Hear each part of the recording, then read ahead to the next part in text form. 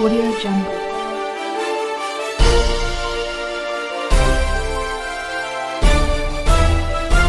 Audio Jungle. नमस्कार दोस्तों, मैं महक आप सभी का स्वागत करती हूं द लोक स्तंभ पर। हिप रिप्लेसमेंट के बहाने अंग निकाले।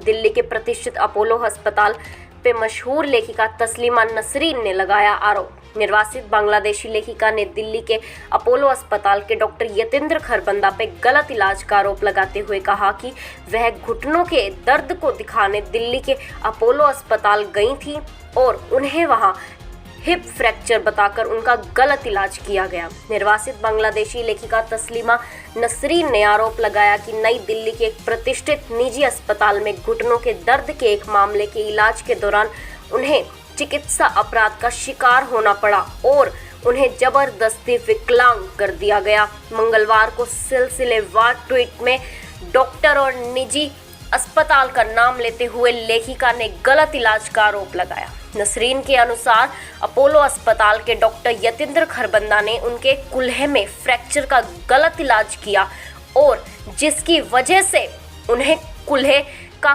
कुल हिप रिप्लेसमेंट से गुजरना पड़ा। उन्होंने आरोप लगाया कि फ्रैक्चर का पता चलने पर डॉक्टर ने उन्हें कोई एक्सरे या सीटी स्कैन नहीं दिखाया और 13 जनवरी की देर रात उन्हें भर्ती कर लिया गया और 14 जनवरी की सुबह उनका ऑपरेशन जल्दबाजी में कर दिया गया। मैं घुटने के दर्द के लिए अपोलो में थी। डॉक्टर यतेंद्र खरबंदा ने मुझे बताया कि मेरे कुल्हे में फ्रैक्चर है, लेकिन मुझे उन्होंने एक्सरे या सीटी स्कैन नहीं दिखाया। मुझे 13 जनवरी की देर रात फिक्सेशन के लिए भर्ती कराया गया था, लेकिन 14 जनवरी सुबह उन्होंने मुझे टोटल हिप रिप्लेसमेंट के लिए मजबूर किया।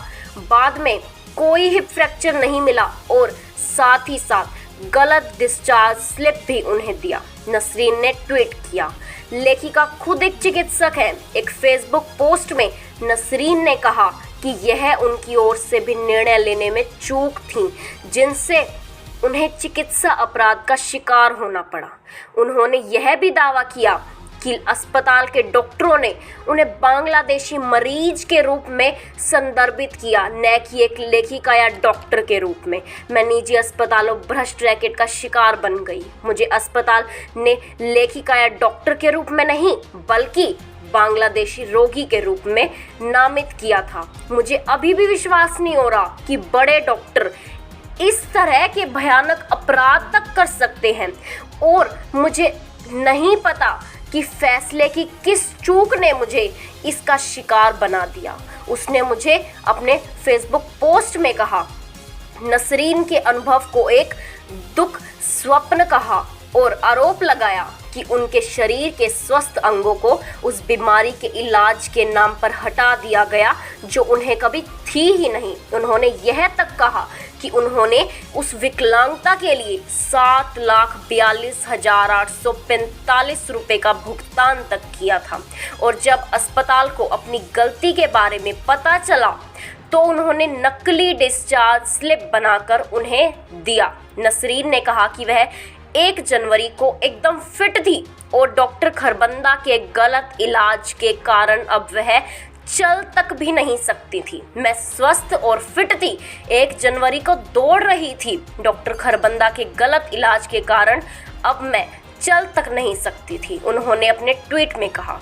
लेखिका जो 1994 से लज्जा नामक उपन्यास, जिसमें बांग्लादेश में हो रहे हिंदुओं पर अत्याचार को उजागर किया गया था, उसे लिखने के बाद अपने जीवन पर खतरों के कारण बांग्लादेश से बाहर रहती हैं। उन्होंने आरोप लगाया कि डॉक्टर खरबंदा ने घबराहट और मानसिक दबाव पैदा किया क्योंकि वह अकेली थी और हिप रिप्लेसमेंट कराने के लिए उसे मजबूर किया गया था।